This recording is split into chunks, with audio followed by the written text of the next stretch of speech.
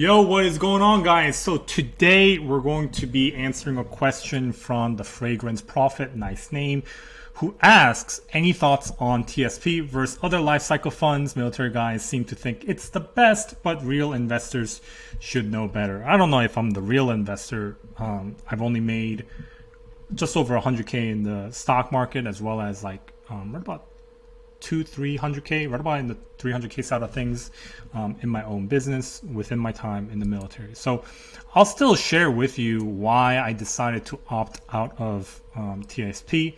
That may give you some ideas here. So let's think about what is the purpose and objective of TSP, Thrift Savings Plan, right? Thrift Savings Plan is just another an organization from the government where it helps you manage your money for retirement, right? So their purpose is to help service members retire with a comfortable sum of money. The objective that they have is basically not lose your money, right? And net gain money year over year, and ideally compound. So let's say in a year, throughout the months, you put in $1,000.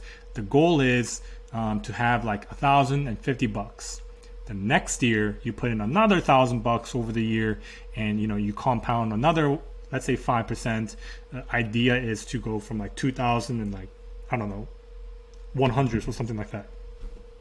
You get the idea, and it just compounds over time, and you retire with a large sum of money. But the key important thing that for you to understand is their objective is to not lose your money, but to make some money. And the key word, the key phrase is some money, right? Because imagine the PR nightmare that the military will have, that the government will have, if the news was Thrift Savings Plan lost 30% of military service members' money. That would just be horrendous, right? Like there would be like freaking riots of people complaining. Like imagine if it's like 50% of money, 20%, right? So meaning TSP is designed to be as safe as possible. When it's as safe as possible, the amount of returns that you get is not astronomical. Okay? It's very, very small. And within TSP, there's, the G funds, I funds, all these different funds, like it's a different categorical fund. But I wouldn't really worry too much about that, because the thing that I believe is the biggest benefit is the life cycle fund, the L, 2030, 2040, 2050, 2060 fund that they have, which basically means, right, from now, let's say I enroll into L 2060 fund, from now till 2060, when I can take my money out, they're going to invest for me in a strategy, in a way where it's diversified.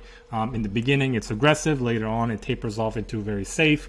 And then I can start drawing on my money. So here's my experience and thoughts of TSP, right? I've enrolled into, because I joined the military in 2015, right?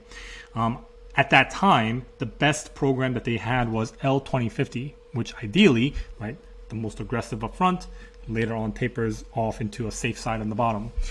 Within about 3 years, I've had them. They've returned about 5%. I enrolled a little bit later on, maybe about like 2016, 2017 or so. Later on, when I decided to look into it 3 years later, they only returned about 5%, right? They were marketed to me as being able to return on average 10%. Right, and I don't know if it's still on their website, but that's kind of what they marketed themselves as. But that's proven to not be the case. So they're not designed to be able to help you make a lot of money, right? I just want to make sure I emphasize that they're not an organization to help you make a lot of money. They just want to be as risk adverse as possible to give you something compounded over a long period of time. Now, there is the benefit, I think a lot of times right now, it's the blended retirement system where the government matches you to, I think, right about 5% of your contributions. And then on top of that, right, there's the TSP stuff. And so there is some benefits, but what I ended up doing was taking the money out and investing it on my own. And so to me, it wasn't worth it. Now, that's not to say it's not worth it for everybody. So what I'm about to share with you here is the use case on a scale of 1 to 10, right? So if you're in the category of number 1, where you are 100%, let's say, military focused, for example. Like, I know I just want to be a master chief or, E9 in the military one day. I just want to be a commissioned officer one day. And that's the only thing that I want to focus on in my life, as well as having a family. Perfect. It's okay to let an organization like TSP, whose goal is to make you some money year over year, manage an X amount of dollar that you put in. Let them worry about that. Let them worry about your retirement while you worry about making the most money on a monthly basis. That's a good strategy, right?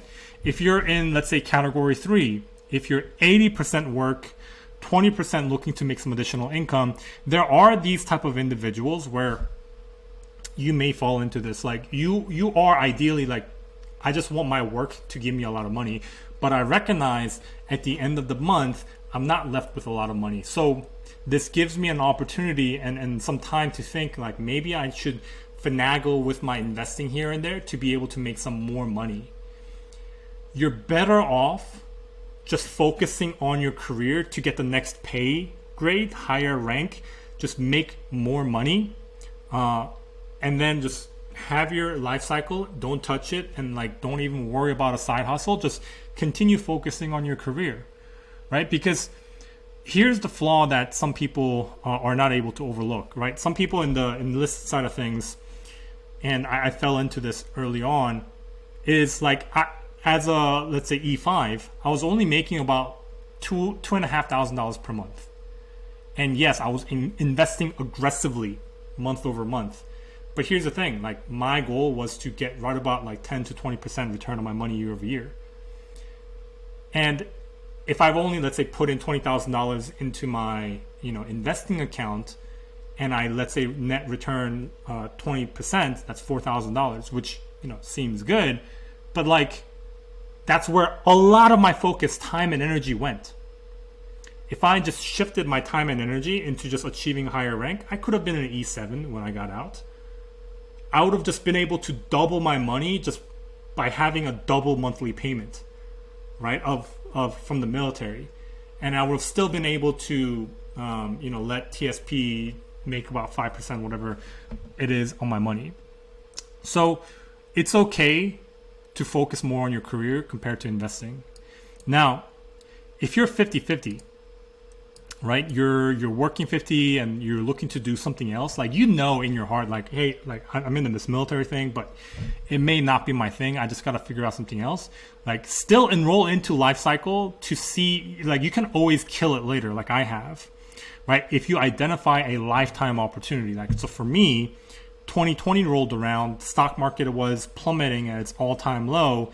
I saw that TSP only returned 5% of my money, and I identified, like, I should kill my TSP, take the money out, invest it, which I have, and I was able to, be a part of the greatest stock market return of, the generation. So, like, it's okay to still enroll in it and collect the benefits as you go. Now, if you're in the 8, right, military or not, you feel confident you can do better, prove it, right? Like, it's still enroll into TSP, the life cycle, blended retirement system, whatever it is that you want to enroll into, and prove, max out the contributions, and prove you can do better investing into real estate, investing into stock market, investing into whatever it is that you are personally thinking about that's making you hesitant, right? Like, I've proven it, so it made sense for me to kill it. Right? It was logical for me to kill it. I would be stupid if I didn't kill it. So for you, prove it, right? If you feel like you can do better, show, like, enroll into it, maximize it, because that's a safety net. If you cannot do better, great. You still win either way, right? So like, it's not a loss on any side for you, right? You're not going to have like, oh man, I should have just enrolled into TSP early on. Like, you already did. You just could not prove it so that you could do better, so that you still won.